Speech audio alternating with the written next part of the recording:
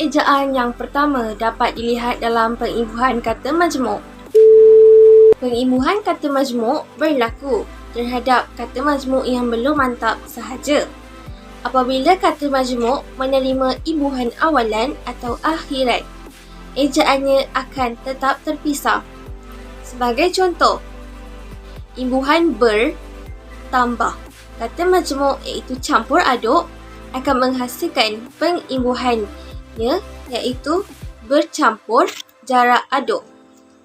Yang kedua, imbuhan me tambah ambil alih, hasil pengimbuhannya ialah mengambil jarak alih.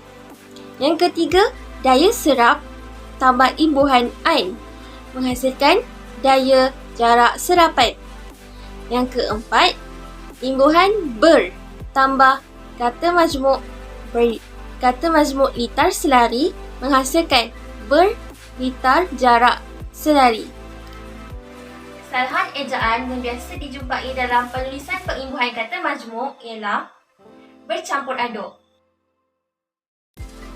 Ejaan ini salah kerana terdapat imbuhan awalan iaitu ber, maka ejaan tersebut tidaklah terpisah. Seterusnya, kesalahan ejaan yang biasa dijumpai ialah ditemu bual. Ejaan ini salah kerana terdapat imbuhan awal iaitu di, maka ejaannya juga harus ditulis secara terpisah. Seterusnya, kesalahan yang lazim dilakukan oleh masyarakat kita ialah kesalahan ejaan kata pinjaman bahasa Inggeris. Cikgu, apakah itu kata pinjaman? Menurut Kamus Dewan edisi keempat, kata pinjaman merupakan kata yang diambil dari bahasa asing seperti bahasa Inggeris dan juga bahasa Arab. Baiklah, seterusnya kita akan membincangkan berkenaan imbuhan pinjaman daripada bahasa Inggeris. Imbuhan awalan anti memberi maksud untuk menentang atau melawan. Contoh perkataannya ialah anti kemajuan dan anti penjajah. Contoh yang kedua ialah auto yang memberi maksud secara sendiri atau bersendirian. Contoh perkataannya ialah autobiografi dan automatik. Seterusnya ialah imbuhan awalan makro yang memberi maksud besar, banyak atau panjang.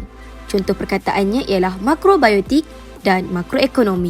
Contoh yang keempat merupakan mikro yang memberi maksud halus atau kecil. Contoh perkataannya ialah mikroekonomi dan mikroskop. Contoh yang terakhir ialah imbuhan awalan ultra yang memberi maksud teramat sangat, terlampau. Dan contoh perkataannya ialah ultra bunyi dan ultra lembayung. Di sini cikgu sertakan kesalahan ejaan. Salah! Ejaan yang tepat bagi email perlu disertai dengan garis sempang.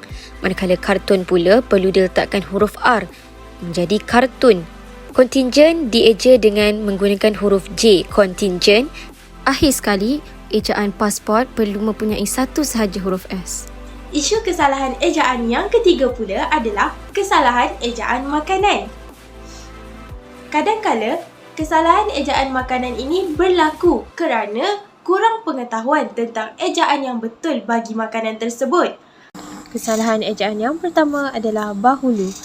Ejaan yang betul adalah B-A-U-L-U, bahulu. Kesalahan ejaan yang kedua adalah aiskrim. Ejaan yang betul adalah dieja secara rapat. Kesalahan ejaan yang ketiga adalah kuetiau. Ejaan yang betul adalah K-U-E-T-I-A-U, kuetiau. Kesalahan ejaan makanan yang seterusnya terdapat pada plastik bungkusan mi.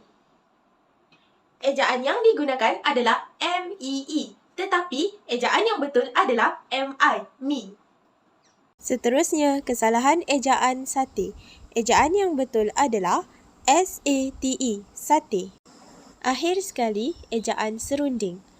Ejaan yang betul adalah S-E-R-O-N-D-E-N-G, serunding.